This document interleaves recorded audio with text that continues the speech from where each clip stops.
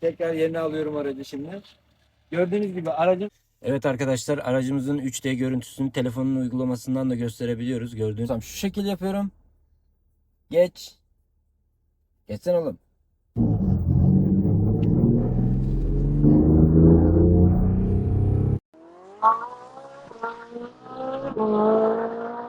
I don't ever slow up, no I don't take shit. I got no love for the fakeness. If you wanna play tough and wanna hate this, I'll always show up.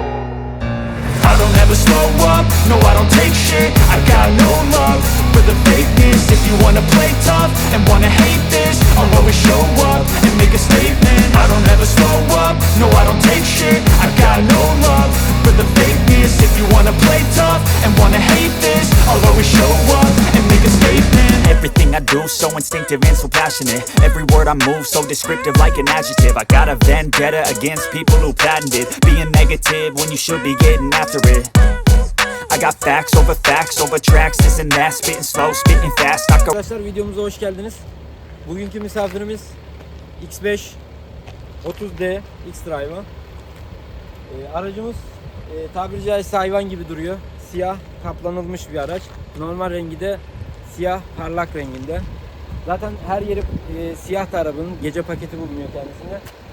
Sonrasında aracımıza geçelim. Direkt fazla sizi sıkmak istemiyorum. Ön panjurdan başlamak istiyorum. Kocaman bir ön panjuru var. Yine siyah şekilde. BMW'nin yeni modellerinde olduğu gibi panjurlar hava soğutma sistemiyle bağlantılı olarak kapanıp açılabiliyor. Aynı zamanda panjurumuzun iç kısmında ışıklar bulunuyor. Yani aydınlatma ışıkları. Gündüz farıyla beraber çalışması için. Sonrasında yine tamponumuz çok sert bir yapıya sahip. Burada hava deliklerimiz var. Tekerimizi soğutması için.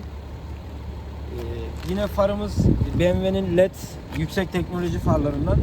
Bu arada söylemek istediğim bir şey var. Aracın hemen hemen her bölgesinde yarım X desenleri bulunuyor. Yani aracın X olduğundan dolayı yarım X desenleri bulunuyor. Gördüğünüz gibi farlarda da 2 adet parlak şekilde X deseni bulunuyor. Sonrasında aracımızın yan tarafına geçtiğimizde jantlarımız 21 eban inç büyüklüğünde.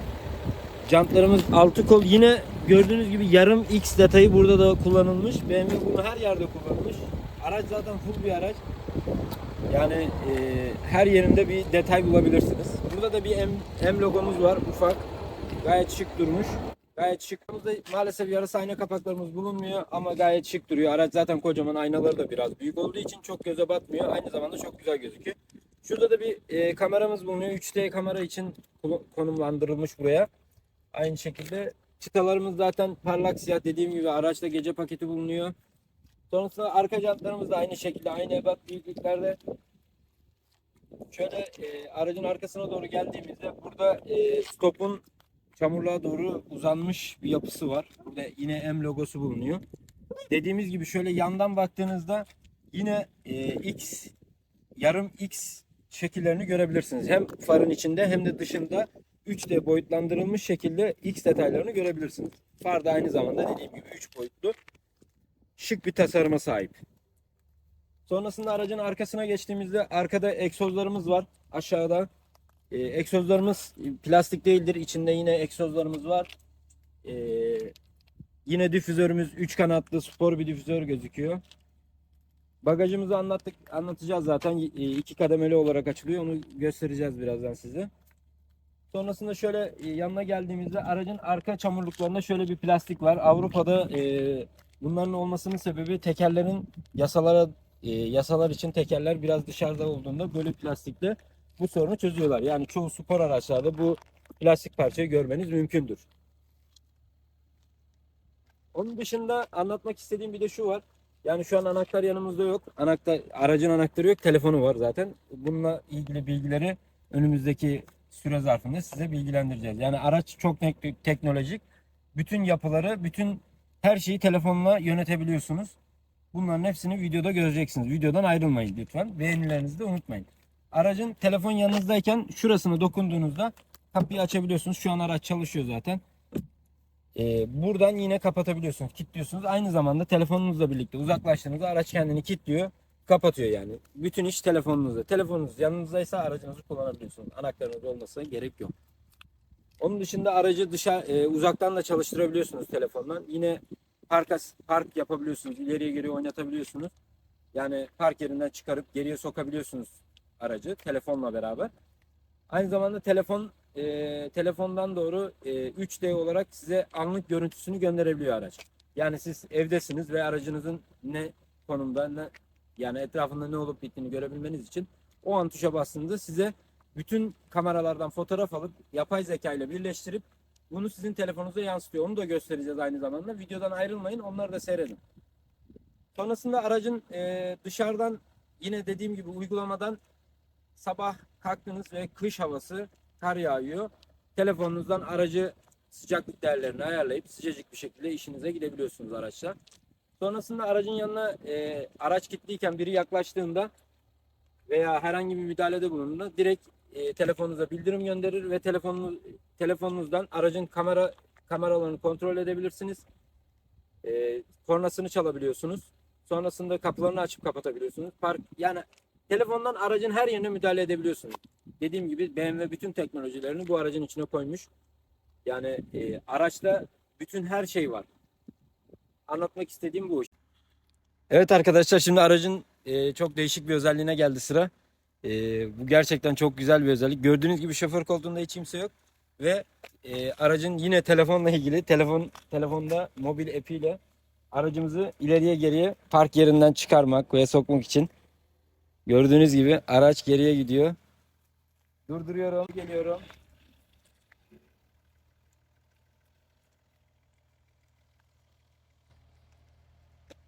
Tekrar yerine alıyorum aracı şimdi. Gördüğünüz gibi aracın park edebilmeniz için bu şekilde app'ten dolayı doğru ayarlayabiliyorsunuz. İleriye geriye hareket ettirebiliyorsunuz. Çok güzel. Yani bu arabada her şey full. Ağzına kadar gırtlak dolu, araç full. Evet arkadaşlar, aracımızın 3D görüntüsünü telefonun uygulamasından da gösterebiliyoruz. Gördüğünüz gibi şu anki bulunduğu konumun görüntüsünü kendi yapay zeka ile birleştirip bize sunuyor. Bu şekilde yakınlaştırıp her tarafına detaylı şekilde bakabiliyoruz. Gördüğünüz gibi şu an canlı görüntü bulunduğumuz konumda. Bu arabada zaten her şeyin full olduğunu söylemiştik. Arkadaşlar şimdi X5'imizin bagaj sistemine geçiyoruz. Bu bagaj sistemi 2 kademelidir ve çok sevdiğim bir bagaj sistemi. BMW'nin 3 serilerinde, station wagon olanlarında aynı sistem bulunmaktadır ve çok kullanışlıdır yani. Şu şekilde yarısını açıyoruz yine otomatik şekilde. Açtığımızda burada bir perdemiz var. O da kendiliğinden geriye gidiyor. Onun dışında alışverişinizi yaptınız, geldiniz buraya, bunu açmak istemiyorsunuz. Eşyalarınızı direkt koyabiliyorsunuz. Hani devrilme gibi durumlarda devrilmemesi için bunu kullanabiliyorsunuz. Onun dışında bu da otomatik şekilde açılıyor. Şu şekilde açıyoruz bunu da. Gördüğünüz gibi. Şimdi bagajımızı gösterelim size. Bagajımızda şurada bir X logomuz var. Yine. Gördüğünüz gibi. Burada 2 tane tuşumuz var. Ne olduğunu gösterelim şimdi size. Şöyle bastığımızda perdemizi geriye çekiyor. Oradan bir kademe daha çıkıyor.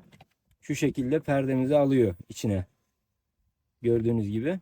Yani yüksek eşyaları koyabilmeniz için bu şekilde bir sistem yapmışlar. Çok güzel olmuş. Şimdi otomatik şekilde tekrar yukarı çıkacak. Gördüğünüz gibi.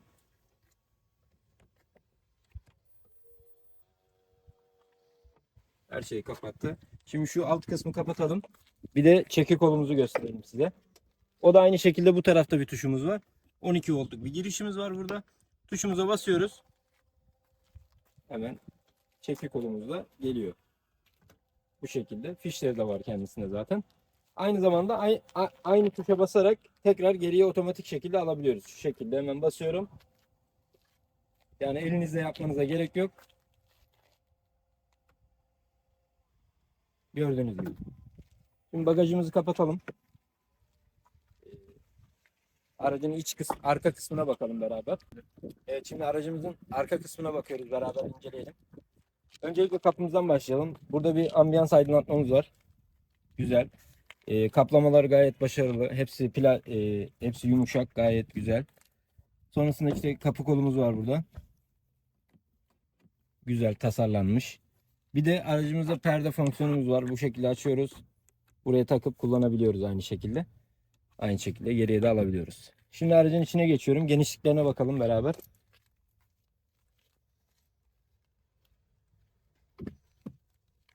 Evet, bu taraftan bindim araca. Şimdi arkadaşlar aracımızda şöyle öncelikle emniyet kemerlerini göstermek istiyorum. Gördüğünüz gibi M desenleri burada da kullanılmış. Gayet güzel gözüküyor. Koltuğumuzda da şu desenlerden var. Deri koltuğumuz. Yani rahat bir deri. Rahat bir deri. Yani BMW kalitesini yine konuşturmuş burada. Kapı arkalarımızda şöyle bir bölmemiz var. Buraya aynı zamanda orijinal tabletini takabiliyorsunuz ve Type-C girişlerimiz bulunuyor bu tarafta. Koltuk altlarında da yine ayaklar için hava menfezlerimiz var. Onun dışında yine kademeli olarak klima fonksiyonlarımız burada da bulunuyor. Buradan da istediğiniz şekilde ayarlayabiliyorsunuz. Dilediğiniz gibi. Yani arkadaki soğutmayı, ısıtmayı aynı şekilde. Hemen onun altında da yine 2 tane Type-C girişimiz var ve bir çakmaklık girişimiz var. Şöyle gösterelim. Onun dışında arkada anlatabileceğimiz başka bir şeyimiz yok. Hemen öne geçelim. Asıl olayımız zaten önde BMW'de. Teknolojik olarak her türlü. Bunlara da bakalım beraber. Evet arkadaşlar, şimdi aracımızın ön kapısındaki fonksiyonları göstereceğim. Yine bildiğimiz gibi aynı desenleri burada da kullanılmış. Yine plastik parçalar çok başarılı şekilde gözüküyor. Hem hissiyatı falan da çok iyi. Sonrasında koltuklarımızın burada hafıza seçicimiz var. Bir de bu yandaki koltuğa müdahale edebilmeniz için tuş koymuşlar buraya. Gayet güzel olmuş.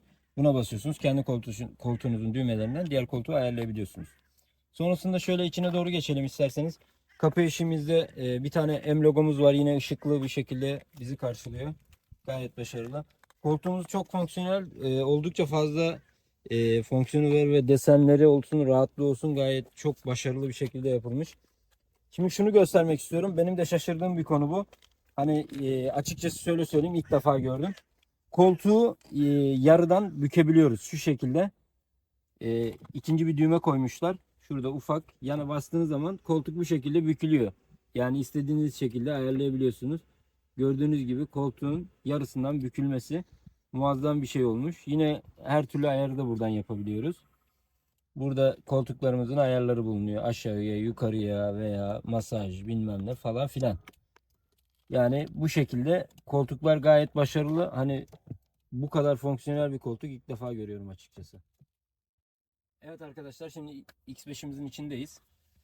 Öncelikle şöyle anlatmak istiyorum. Çok güzel bir kokpiti var. Yine her zamanki olduğu gibi. Ama X5'te bir farklılık gördüm bu sefer.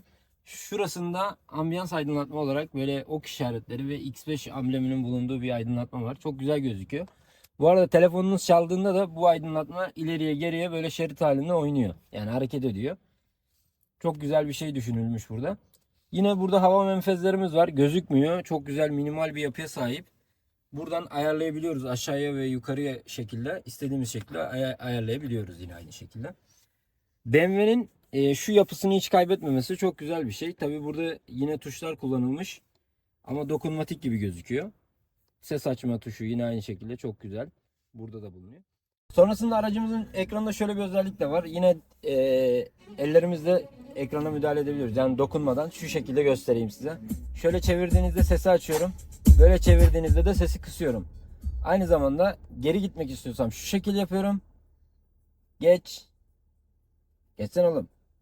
Ya da böyle yapıyorum. Gördüğünüz gibi geçiyor. Sesini de açayım aynı zamanda. Değiştiğini görün. Şöyle yapıyorum yine. Gördüğünüz gibi. Böyle yapıyorum. Daha fazla fonksiyonları olduğunu düşünüyorum. Aynı zamanda şimdi aracımızın tavanına bakalım. Siyah bir tavana sahip.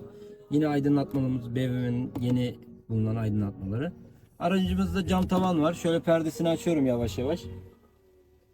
Komple büyük bir cam tavanımız var. Arkaya kadar.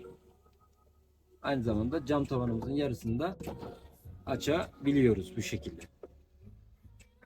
Yani araç full artı full arkadaşlar. Ne arıyorsanız yani koyabileceğiniz her şey var bu araçta. Şimdi burada da bardak soğutma yerimiz var. Aynı zamanda ısıtabiliyorsunuz kademeli olarak şu şekilde ayarlanıyor. Burada bir yine çakmaklık girişimiz var. Bir USB girişimiz var. Bir de kablosuz şarj girişimiz var ama sanki biraz geride kalmış. Bu telefonu buraya ne kadar koyarsınız onu bilemeyeceğim. Yani bu kaplamamız hafif böyle karbonsu ama karbon değil. Güzel gözüküyor. Güzel bir çizgi deseni verilmiş siyah şekilde. Yine burada vites seçicimiz var. Ufak, kibar. Sonrasında işte medyaya hakim olabileceğimiz burada tuşlarımız bulunuyor. Comfort, Sport, Eco Pro, ve yokuş iniş desteği, auto hold hepsi burada konumlanmış. Şöyle park tuşuna basalım. Öncelikle 3D kameramızı size gösterelim. Şöyle park asistanlarımız var. Aracımız dediğimiz gibi full bir donanıma sahiptir. Şu şekilde gösteriyorum hepsini teker teker size. Bu arka görüş kamerası. Bir dakika. Şu şekilde yapalım. Ya da şöyle. Şuradan kamerasını ayarlayabiliyoruz. Nereden görmek istiyorsak aracı. Gördüğünüz gibi yandan veya. Aynı görüntüyü bu arada bu görüntüyü direkt mobil app'inize de aktarıyor bu arada. Bu yönden çok kaliteli ve güzel sistemler kullanmış BMW. Onun dışında direksiyonumuza gelirsek direksiyon yine aynı. Hani pek bir değişiklik, çok fazla değişiklik yapılmadı bu araçta. Sanıyorum bundan sonraki tasarımla muhtemelen değişir yani. Bunu çok kullandılar çünkü. Yine aynı şekilde burada pedal shiftlerimiz var. Hız destek asistanlarımızı kullanabiliyoruz bu taraftan. Bu taraftan da medyaya hakim olabiliyoruz. Şimdi aracımızı bir çalıştıralım. Sonrasında şu şekilde bastığımızda ekranları değiştireceğim şimdi. Bir dakika böyle şeylere bakabiliyorum. Evet, buradan gördüğünüz gibi çok fazla asistan var. Gördüğünüz gibi kamerayı da aynı şekilde gösterebiliyor burada. Şu an yağmur yağıyor. Ondan dolayı biraz puslu gözüküyor. Burada navigasyon. Yani aracımız oldukça full. Hemen hemen her şey var içinde. Ya hemen hemen değil, her şey var zaten aracın içinde de. Yani şöyle istediğimiz gibi. Mesela kamerayı alalım şu an. Kamerayı bu menüde gösteriyor mu? Evet, gösteriyor. Yani şu şekilde. Gördüğünüz gibi. Head-up display'imiz de var aynı zamanda. Ama şu an göremeyebilirsiniz. Çünkü biraz yağmurlu. Şu sileceği çalıştırayım. Şu şekilde göstereyim size de. Head-up display burada. Onu da değiştirebiliyoruz. Onun dışında bu ekranda anlatabileceğimiz pek fazla bir şey yok. Arkadaşlar aracımızın motor kısmına geçtik şimdi. Gördüğünüz gibi çok temiz bir motor. Daha araç yeni olduğu için temiz gözüküyor. Her şeyiyle. Gergi kollarımız bulunuyor burada. Onun dışında bu araçta 3 litre motor var. Yaklaşık 300 PS 500 tork üretiyor. Yani oldukça hızlı bir araç. Zaten sürüşte de fark edersiniz. Gördüğünüz gibi aracımız tertemiz. Burada yine şu şekilde motorun üstündeki şu işaretler silindir adetini söylüyor. 1, 2, 3, 4, 5, 6 tane silindir bulunuyor motorda. Onun dışında kaputa yine ses yalıtım malzemeleri yapılmış. O araba çünkü bir premium araba olduğu için ses olarak zaten gayet başarılı, sessiz bir şekilde yolculuk yapabiliyorsunuz. Evet arkadaşlar, şimdi sürüşe geçtik. Aracımızda şöyle bir özellik daha var, onu da göstermek istiyorum. Kamerayı siz direksiyonu ne tarafa çevirirseniz kamera da o tarafa dönüyor. Aynı şekilde sizin görüş açınızı daha iyi yapıyor bu şekilde. Gördüğünüz gibi kameramız dönüyor. Sonrasında devam edelim sürüşümüze. Araç oldukça yüksek. Hani bildiğiniz diğer araçların üstünde oturuyorsunuz, yani öyle gözüküyor. Gördüğünüz gibi. Hani şu an yolumuz da kötü. Gayet sarsıntısız. Şöyle ekranı da göstermek istiyorum. Navigasyonu ekranda size kamerada gösteriyor. Ne tarafa dönmeniz gerektiğini. Şu şekilde oklarla yani bu tarafa dönmemiz gerektiğini söylüyor. 3D olarak. Hemen şöyle çıkalım yolumuza. Aynı zamanda şu an göremiyorsunuz muhtemelen ama head-up display'de de gösteriyor şeyi, navigasyonu. Şöyle biraz döneceğim. Şimdi biraz gaz vereceğim araca. Şöyle yükleneceğim. Gördüğünüz gibi sesi de oldukça iyi, başarılı. Araç yürüyor yani 300 PS zaten gücü var aracın. Bu tarafa dönüyoruz değil mi? Şöyle dönelim. Gördüğünüz gibi şeyleri, tabelaları falan da gösteriyor bize. Stop tabelası falan olduğunda da yine aynı zamanda kırmızı ışıklarla bize bildiriyor. Şöyle biraz gaz vereceğim araca. Gördüğünüz gibi yürüyor araç. İçeriden sesi de oldukça güzel çıkıyor bu arada. Hani gayet iyi gidiyor diyebilirim.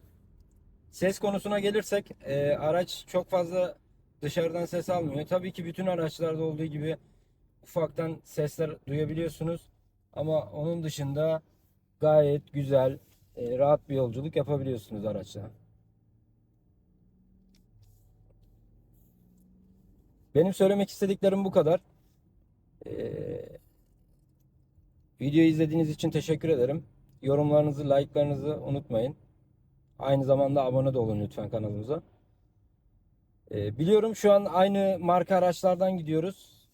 Ama diğer araçları da çekme fırsatı illaki olacak. Onları da çekeceğiz. Yani siz bizi takip edin. Genel olarak istediğiniz bütün araçları çekmeye çalışacağız. İyi günler diliyorum. Tamam, kapat.